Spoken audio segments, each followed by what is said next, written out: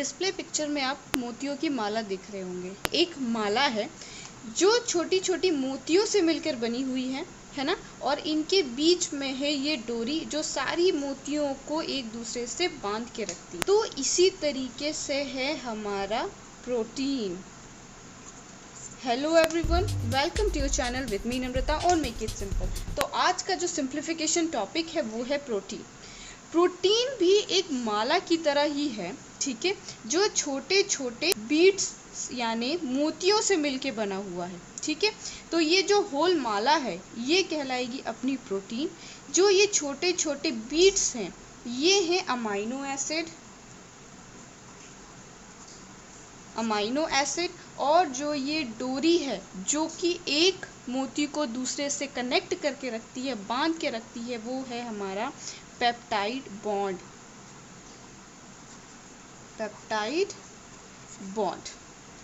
ये चीज़ आपको हुई क्लियर। अब दूसरी चीज़ हम देखते हैं कि पॉलीमर्स जो प्रोटीन है वो अमाइनो एसिड का पॉलीमर है। तो अभी हमने जैसे कि बताया कि जो प्रोटीन है अमाइनो एसिड से मिलके बना हुआ है ना। तो ऑब्वियस सी बात है कि जो प्रोटीन है वो amino acid A short form में अमाइनो एसिड को बोलते हैं, इसका पॉलीमर है। पॉलीमर मतलब क्या होता है? कोई बड़ी चीज़ छोटी छोटी चीज़ों से मिलके बनी हुई है ना। ढेर सारी चीज़ें अब इकट्ठा होती है ना, तो उसे हम पॉलीमर कहते हैं। तो यहाँ पे जो प्रोटीन है ढेर सारी किन चीज़ों से मिलके बनी है? अमाइनो एसिड से मिलके बनी है, इसलिए जो प्रोटीन है वो अमाइनो एसिड का पॉलीमर है, ठीक है। और दूसरी चीज़ पेप्टाइड चेन है ना। तो पेप्टाइड चेन, जब तक कि जो पेप्टाइड चेन है वो एक स्ट्रक्चर नहीं ले लेती है। स्ट्रक्चर मतलब कि इसका जो प्रोटीन जो है ना वो मैक्रोमोलिक्यूल है, और इसका जो स्ट्रक्चर है ना बहुत ही कॉम्प्लेक्स है ना। सिर्फ एक स्ट्रेट चेन जो होगी वो कहलाएगी पॉलीपेप्टाइड चेन, ठीक है। ये तो एक चेन हुई, लेकिन ऐसे ही अगर एक से अधिक चेन हुई तो उसे हम पॉलीपेप्टाइड चेन्स कहेंगे। प्रोटीन तब तक नहीं कहेंगे जब तक कि ये कॉम्प्लेक्स स्ट्रक्चर नहीं बना लेता है। प्रोटीन का हम स्ट्रक्चर देखेंगे जिसमें हम प्राइमरी, सेकेंडरी, टर्शियरी और क्वाटरनरी स्ट्रक्चर को देखेंगे। तो जो सेकेंडरी के बाद जो स्ट्रक्चर्स आते हैं ना वो कहलाते हैं प्रोटीन। प्राइमरी स्ट्रक्चर वाले में क्योंकि स्ट्रेट चेन रहती है इसलिए हम इसे पॉलीपेप्टाइड चेन कहते हैं, ठीक है। यहाँ पे मैंने पेप्टाइड लिखा है लेकिन ये पॉलीपेप्टाइड चेन्स कहलाएंगी। ये चीज़ हो गई क्लियर आपको? क्या क्या कि प्रोटीन अमाइनो एसिड का पॉलीमर है, और एक अमाइनो एसिड दूसरे अमाइनो एसिड से पेप्टाइड बॉन्ड के द्वारा जुड़ा हुआ रहता है, और जो प्रोटीन है अमाइनो एसिड का पॉलीमर है, और इन्हें हम पॉलीपेप्टाइड चेन्स कहते हैं, ठीक है। तो ये जो अमाइनो एसिड है ये लगभग 20 डिफरेंट टाइप के अमाइनो एसिड्स हैं, ठीक है। होते तो अमाइनो एसिड ढेर सारे हैं, लेकिन जो मतलब यूज़फुल अमाइनो एसिड है जिससे प्रोटीन का निर्माण होता है वो 20 टाइप के अमाइनो एसिड है जिनसे प्रोटीन का निर्माण होता है, ठीक है। तो अगर आप अमाइनो एसिड के बारे में डिटेल में इंफॉर्मेशन चाहते हैं तो आप ज़्यादा से ज़्यादा कमेंट करके हमें बताइएगा। तो अमाइनो एसिड के 20 जो टाइप्स है ना उनके हम डिटेल में उसका स्ट्रक्चर बताएंगे और उसके बारे में डिटेल इन्फॉर्मेशन प्रोवाइड करेंगे। अभी के लिए अमाइनो एसिड इतना बताते हैं, आगे चलते हैं। अब हम प्रोटीन के बारे में थोड़ा डिस्कस करते हैं।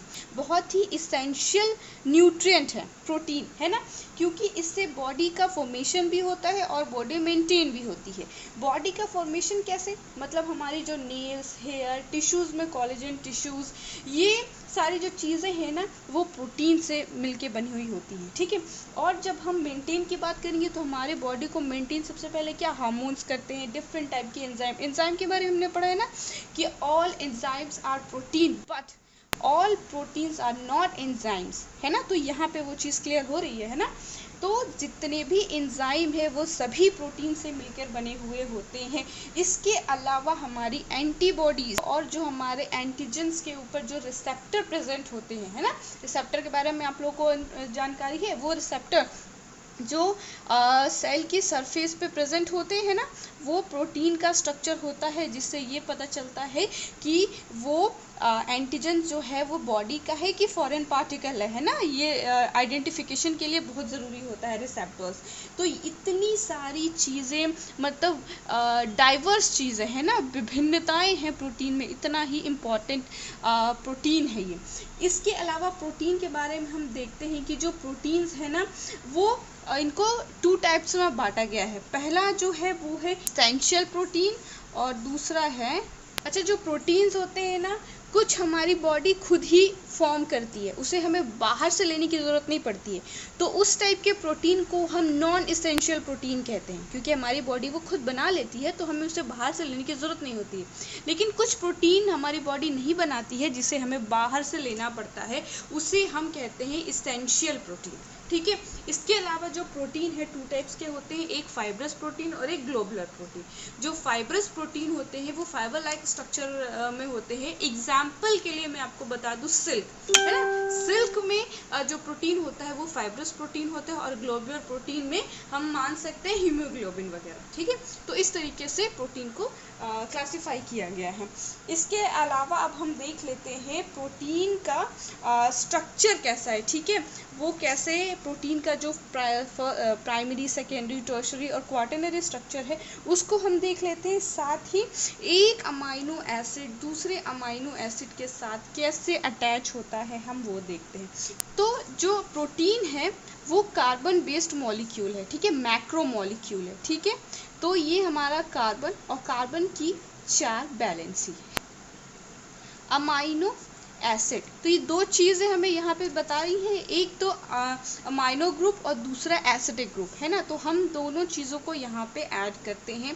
पहले एक जगह अमाइनो ग्रुप यानी NH2 और दूसरी तरफ कार्बोक्सिलिक ग्रुप और एक पे हाइड्रोजन और दूसरे पे साइड चेन जो कि एरोमेटिक या एलिफेटिक कोई भी हो सकती है।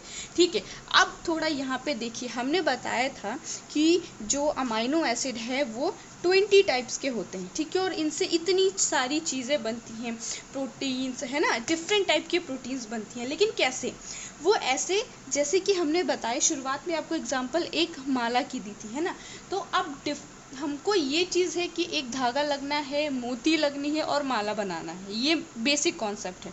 अब इसमें हमें डिज़ाइन चेंज करना है कि हर माला एक दूसरे से अलग रहे, तो उसके लिए हम क्या कर सकते हैं, हम उसमें ये कर सकते हैं कि हम मोती का जो सीक्वेंस है वो चेंज कर सकते हैं, है ना, क्योंकि 20 टाइप्स के अमाइनो एसिड्स हैं तो हम अलग अलग जगह अलग अलग टाइप के अमाइनो एसिड यूज़ कर सकते हैं।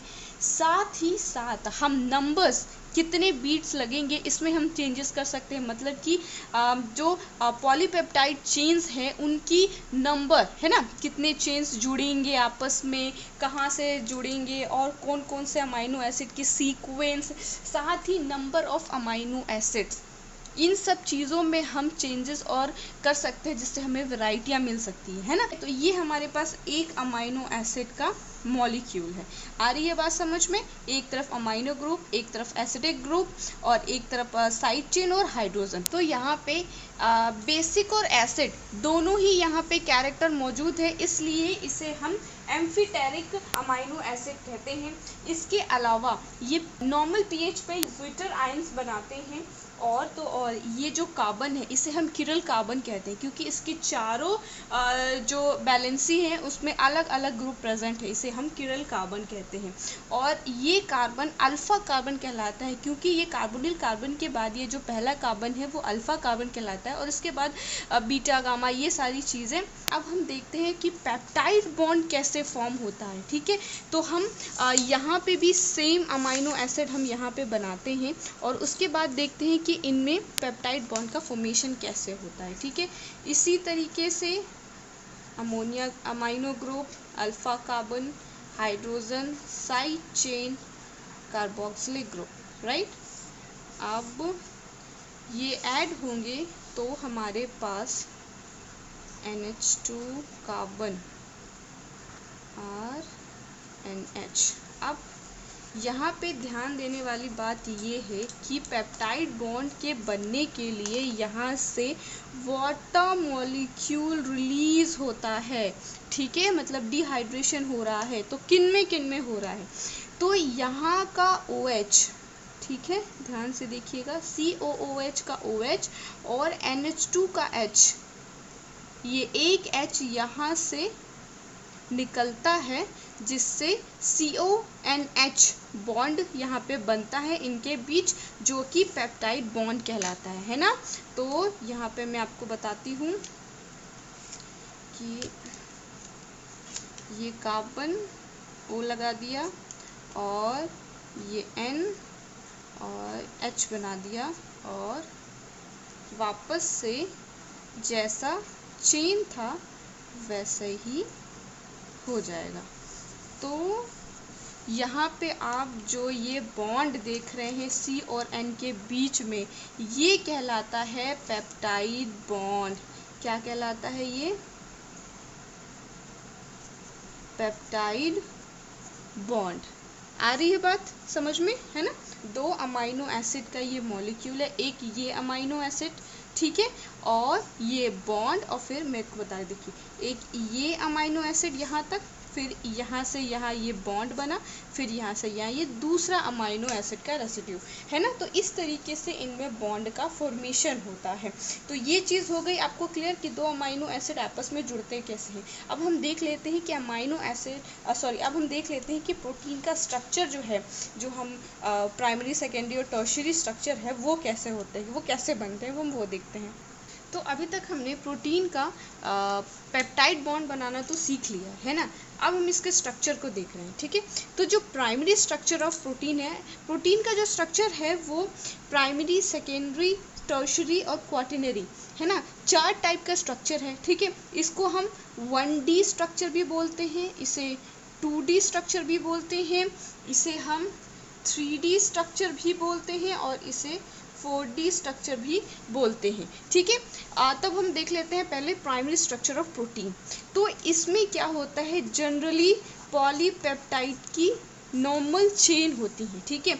तो ये हम ऑलरेडी देख चुके हैं कि पॉलीपेप्टाइड की चेन्स कैसे बनती हैं, ठीक है। हमने ये वाले में भी देखा ना, पेप्टाइड बॉन्ड कैसे बनती है। तो इसी तरीके से पॉलीपेप्टाइड की चेन है, जब एक बॉन्ड बन रहा है तो पेप्टाइड बॉन्ड, जब एक से अधिक ढेर सारी लंबी चेन जब बन रही है तो उसे हम पॉलीपेप्टाइड्स बोलेंगे, ठीक है। जब तक प्रोटीन का फॉर्मेशन नहीं हो जा रहा है तब तक हम उसे पॉलीपेप्टाइड चेन्स कहेंगे, ठीक है। तो प्राइमरी में कुछ नहीं है, जस्ट सिंपल चेन है, ठीक है। तो कोई भी प्रोटीन प्राइमरी स्ट्रक्चर में नहीं रहता है, क्योंकि ये मैक्रोमोलिक्यूल है और इसका स्ट्रक्चर बहुत ही कॉम्प्लेक्स है। तो ये सेकेंडरी और टर्शियरी स्ट्रक्चर में यूजफुल प्रोटीन बनाता है, ठीक है।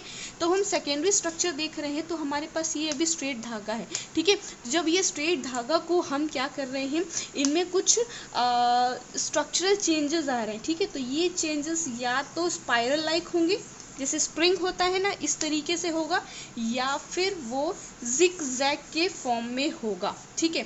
तो अब ये जो स्पाइरल है, या तो वो राइट हैंडेड स्पाइरल होगा या फिर वो लेफ्ट हैंडेड स्पाइरल होगा, ठीक है। तो इसे हम कहते हैं अल्फा हेलिक्स, ठीक है, और इसे हम कहते हैं बीटा प्लीटेड शीट। यहाँ पे हम देख रहे हैं कि स्ट्रेट चेन में तो पॉलीपेप्टाइड चेन बन रही है, लेकिन जब हम बात कर रहे हैं हेलिक्स बनाने में, तो यहाँ पे कुछ और बॉन्ड का फॉर्मेशन भी हो रहा है। तो यहाँ पे जो बॉन्ड बन रहा है हम देख लेते हैं। यहाँ पे मान लीजिए कि ये O है और यहाँ पे N और इसका H, तो CO और NH के बीच में जो यहाँ पे बनता है बॉन्ड, ठीक है, समझ में आ रही है बात। देखिए यहाँ पे कार्बन, ठीक है, डबल बॉन्ड O, और यहाँ पे हम नाइट्रोजन और इससे अटैच हाइड्रोजन, ठीक है। तो ये जो स्ट्रैंड है ना, ये वाली, तो ये आपस में कैसे जुड़ रही है ना, तो ये जुड़ रही है हाइड्रोजन बॉन्ड के द्वारा। आ रही है बात समझ में। तो इस तरीके से जो स्पाइरल बाइंडिंग है ना, एक लंबी थ्रेड है, ठीक है, उसको रोटेट किया और उसको स्ट्रक्चर को होल्ड करने के लिए कुछ बॉन्ड भी ज़रूरत है वहाँ पे, है ना। तो वहाँ पे जो बॉन्ड रोल प्ले करती है इम्पोर्टेंट, वो है अपना हाइड्रोजन बॉन्ड, ठीक है। हाइड्रोजन बॉन्ड यहाँ पे मेन इंपॉर्टेंट रोल प्ले करता है, क्योंकि ये जो स्ट्रक्चरल चेंजेस आ रहे हैं उसको होल्ड करने के लिए कुछ बॉन्ड की ज़रूरत पड़ रही है, कुछ फोर्स की ज़रूरत पड़ रही है, तो वो है हमारा हाइड्रोजन बॉन्ड। क्लियर हुई है बात? हम थोड़ा इसको और डिटेल में देख लेते हैं। ये हमारे पास पॉलीपेप्टाइड चेन है, ठीक है। एक ये पॉलीपेप्टाइड चेन है और एक ये दूसरी पॉलीपेप्टाइड चेन है, ठीक है। जो सी से स्टार्ट है इसलिए इसे हम सी टर्मिनल बोल रहे हैं, ठीक है। कार्बन से स्टार्ट है इसलिए सी टर्मिनल, जब एन से स्टार्ट हो रहा है तो उसे एन टर्मिनल कहेंगे, ठीक है। तो सी टर्मिनल का अपोजिट यहाँ पे एन टर्मिनल और एन टर्मिनल का अपोजिट यहाँ पे सी टर्मिनल। ये हमारे पास दो चेन है पॉलीपेप्टाइड की, ठीक है। तो यहाँ पे हमने देखा पेप्टाइड बॉन्ड के थ्रू ये चेन बनी है। अब इनमें बनना है हाइड्रोजन बॉन्ड। तो हमने क्या बताया था, किनके बीच में हाइड्रोजन बॉन्ड हो रहा है? COO और NH के बीच में जो बॉन्ड बन रहा है वो है हाइड्रोजन बॉन्ड, है ना। क्लियर हो रही है चीज़ें, ठीक है। तो ये सारी बॉन्ड बन रही हैं जिसकी वजह से क्या होता है कि जो स्ट्रेट चेन है उनमें चेंजेस आते हैं। एक यहाँ पे एक अमाइनो एसिड का मॉलिक्यूल, फिर यहाँ पे बॉन्ड, फिर यहाँ पे दूसरा अमाइनो एसिड मॉलिक्यूल, है ना। तो अब दो स्ट्रेट चेन के बीच में बॉन्ड का फॉर्मेशन हो रहा है। COO और NH के बीच में बॉन्ड का, OH के बीच में ही हाइड्रोजन बॉन्ड का फॉर्मेशन होता है, हाइड्रोजन और ऑक्सीजन के बीच में। तो यहाँ पे हाइड्रोजन और ऑक्सीजन के बीच में हाइड्रोजन बॉन्ड का फॉर्मेशन हो रहा है। तो इस तरीके से दो पॉलीपेप्टाइड चेन हाइड्रोजन बॉन्ड के द्वारा एक दूसरे से कनेक्ट होते हैं और इनमें डिफरेंट टाइप के वेरिएशन स्ट्रक्चर में आते हैं, जिसे हम अल्फा हेलिक्स या बीटा प्लेटेड शीट कहते हैं, जो कि राइट हैंडेड और लेफ्ट हैंडेड भी हो सकते हैं। अब हम देख लेते हैं ये हमारा क्या हुआ। ये तो हमारा प्राइमरी स्ट्रक्चर ऑफ प्रोटीन था जिसमें हम स्ट्रेट चेन को देख रहे थे। दूसरा हमारा ये था, है ना, सेकेंडरी स्ट्रक्चर। अब हम देख लेते हैं थर्ड, जो ये दो चेन देख रहे हो आप, अल्फा हेलिक्स और बीटा प्लेटेड शीट, इन लोग को आपस में जोड़ दो, है ना। तो ये हमारा बन जाएगा टर्शरी स्ट्रक्चर ऑफ प्रोटीन। क्या बन जाएगा? Tertiary structure of protein. समझ में आ रही है बात? पहले एक स्ट्रेट चेन थी, फिर उसको घुमावदार बनाया और फिर घुमावदार, दो तरीके घुमावदार बना, उन सबको जोड़ दिया, तो ये हमारा टर्शरी स्ट्रक्चर ऑफ प्रोटीन बन। ये स्ट्रक्चर को बनने में डिफरेंट टाइप के फोर्स अप्लाई होते हैं, है ना। ये स्ट्रक्चर को बनने में सिर्फ हाइड्रोजन बॉन्ड लगा, लेकिन अब देख रहे हो कि ये स्ट्रक्चर और थोड़ा कॉम्प्लेक्स हो गया है। तो कॉम्प्लेक्स स्ट्रक्चर बन गया है, तो अब इसमें क्या होगा कि बॉन्ड्स बनेंगे, है ना, डिफरेंट टाइप के फोर्सेस अप्लाई होंगे, तब तो जाके ऐसा स्ट्रक्चर बनेगा। तो यहाँ पे हम देख लेते हैं कितने टाइप के यहाँ पे बॉन्ड बन रहे हैं, ठीक है। इलेक्ट्रोस्टैटिक बॉन्ड या फिर आयनिक बॉन्ड बनेंगे, ठीक है। एक ये बॉन्ड हुआ। दूसरा है हाइड्रोफोबिक इंटरैक्शन, इनके बीच में होगा हाइड्रोफोबिक इंटरैक्शन दो चेन के बीच में। तीसरा यहाँ पे हाइड्रोजन बॉन्ड तो बनेगा ही, इसके बाद आएगा अपना डाइसल्फाइड बॉन्ड, है ना। इसके अलावा वॉन्डर वॉल फोर्सेस भी यहाँ पे अप्लाई होता है। तो इतने सारे, कितने, 5 टाइप के, आयनिक, हाइड्रोफोबिक, हाइड्रोजन, डाइसल्फाइड और वॉन्डर वॉल, इतने सारे बॉन्ड मिलके या फोर्सेस मिलके टर्शरी स्ट्रक्चर बनाते हैं प्रोटीन का। आ रही है बात समझ में? Quaternary structure of protein. तो क्वाटरनरी स्ट्रक्चर ऑफ प्रोटीन में करना कुछ नहीं है। जब ये आप यूनिट देख रहे हो ना, तो इसी तरीके से 4 सब यूनिट्स और बना दो, जिसमें हमारा कुछ अल्फा हेलिक्स, कुछ बीटा प्लेटेड शीट, ये एक हुआ, 2 यूनिट बने। इसी तरीके से यहाँ पर भी ऐड कर दीजिए, ये तीसरा हुआ और ये चौथा हुआ। तो इस तरीके से ये सब यूनिट्स जो हैं आपस में मिलके क्वाटरनरी स्ट्रक्चर ऑफ प्रोटीन का बनाते हैं। ये बहुत ही कॉम्प्लेक्स स्ट्रक्चर होता है, ठीक है। और ये स्ट्रक्चर को होल्ड करने के लिए भी यहाँ पे डिफरेंट टाइप और फोर्सेस अप्लाई होते हैं। कौन कौन से? Hydrophobic, hydrogen bond, covalent bond, van der waals force, electrostatic bonds, इतने टाइप के जो बॉन्ड्स है यहाँ पे अप्लाई होते हैं, जिसकी वजह से प्रोटीन का क्वाटरनरी या 4D स्ट्रक्चर लेता है। आ रही है बात समझ में? आई होप आपको प्रोटीन बहुत ही ईजिली क्लियर हो गया होगा, है ना। अगर कहीं भी कोई चीज़ छूट गया है या फिर आपको कुछ समझ में नहीं आया है तो नीचे कमेंट करके बताइएगा। मैंने बहुत ही कम टाइम में आपको बहुत ही फटाफट प्रोटीन को सिंपल वे में एक्सप्लेन किया है। अगर फिर भी इसके बारे में और कुछ डिटेल में आप जानकारी चाहते हैं तो ज़्यादा से ज़्यादा कमेंट करके बताइएगा। वीडियो अगर आपको हेल्पफुल लगे, पसंद आए, तो उसको लाइक ज़रूर करिएगा, फ्रेंड के साथ शेयर करिएगा। चैनल पे अगर आप नहीं हैं और इसी तरीके से वीडियो चाहते हैं तो चैनल को सब्सक्राइब ज़रूर करिएगा, रेड बटन को क्लिक करके ग्रे कर दीजिएगा, साथ ही बेल आइकन को हिट करिएगा ताकि जब भी हम नए वीडियोज़ डालें इन्फॉर्मेशन आपको सबसे पहले मिले। Thank you so much for watching.